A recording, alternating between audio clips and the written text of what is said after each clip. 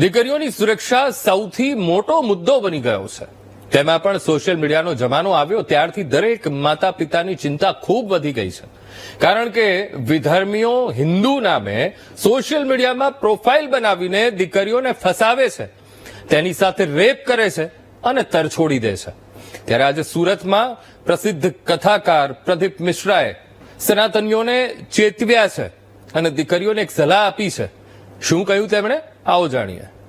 मेरा निवेदन है इस सूरत की पवित्र भूमि से, सूरत की पवित्र धरा से एक सनातनी का मकान कच्चा है और दिल सच्चा है तो तेरी कद्र होगी।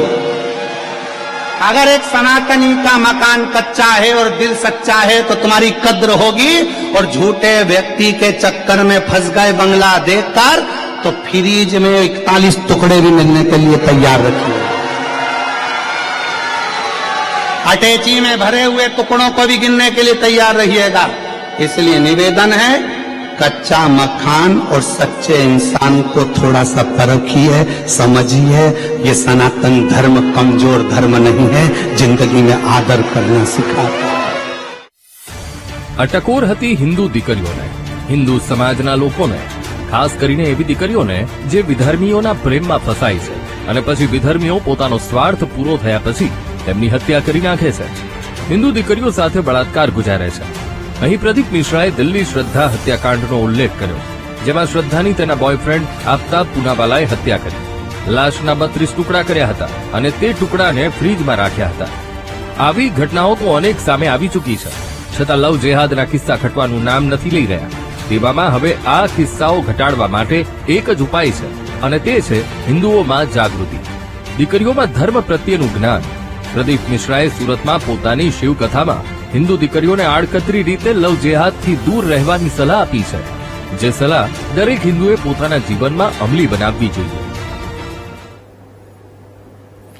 ગુજરાતમાં દર મહિને અનેક બળાત્કાર અને હત્યાના કેસની સાથે સાથે દીકરીઓને ભગાડી જવાના કેસ પોલીસ ચોપડે નોંધાઈ રહ્યા છે અને મોટા ભાગના કેસોમાં વિધર્મીઓનો હાથ હોય છે.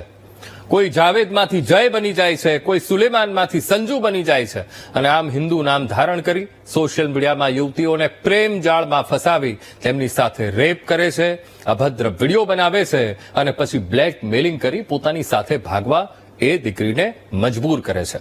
ત્યાર પછી તે દીકરીનું શું થાય છે તેનો કોઈ પત્તો મળતો નથી.